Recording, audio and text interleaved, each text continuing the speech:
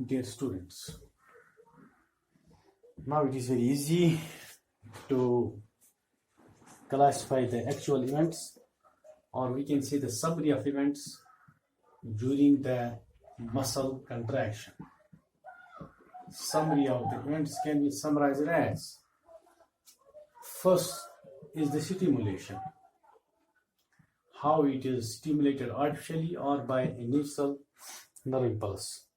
Number one,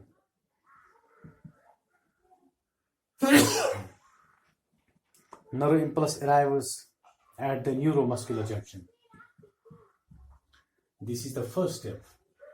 Nerve impulse arrives at the neuromuscular junction.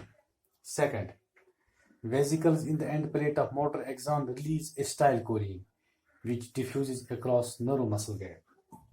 Now it is the role of acetylcholine, that is called the neurotransmitter, that transfers the message from one neuron to another or one neuron to the muscle. Third, acetylcholine depolarizes sarcolemma. It depolarizes sarcolemma. Acetylcholine depolarizes sarcolemma and is then inactivated by acetylcholine esterase. Inactivated by acetylcholine esterase.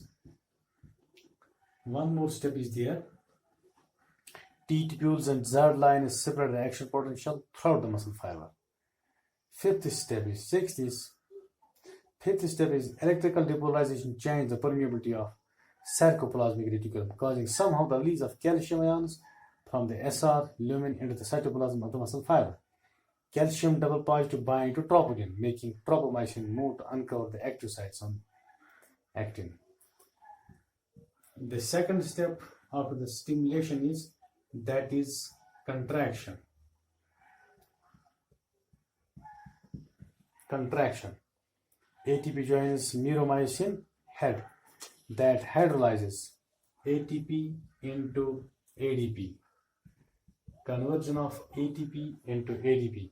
Release of phosphate rich bond and inorganic phosphate, releasing energy. The energy raises the head to high energy state. All enzymes. An enzyme, myosin ATPase, catalyze the reaction in the presence of calcium double positive and magnesium double positive. Now the role of the calcium double positive and magnesium double positive occurs in the contraction process. The energizer head strengthens and joins active site on the actin, forming a cross beach. The third step is involved. That step is relaxation. How does the relaxation take place? How does the relaxation take place? The calcium ions are quickly returned to the sarcoplasmic reticulum. The role of calcium double positive ions, which quickly return to the sarcoplasmic reticulum by active transport with energy from ATP.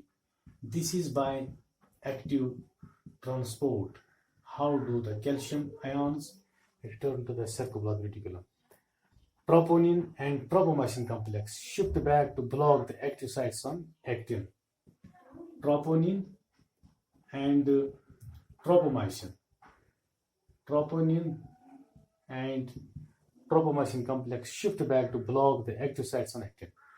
The thin myofilaments return to their original resting position.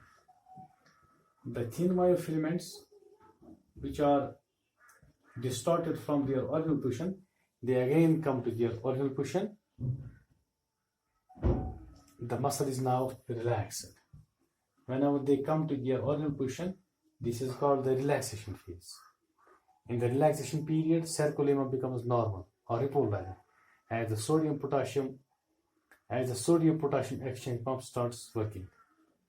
This is all about the muscle relaxation. In a resting muscle, the excess lactic acid is oxidized.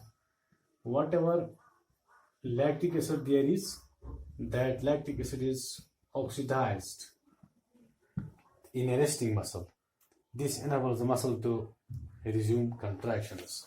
This is all about the contraction and relaxation of muscles in the higher vertebrates, including humans.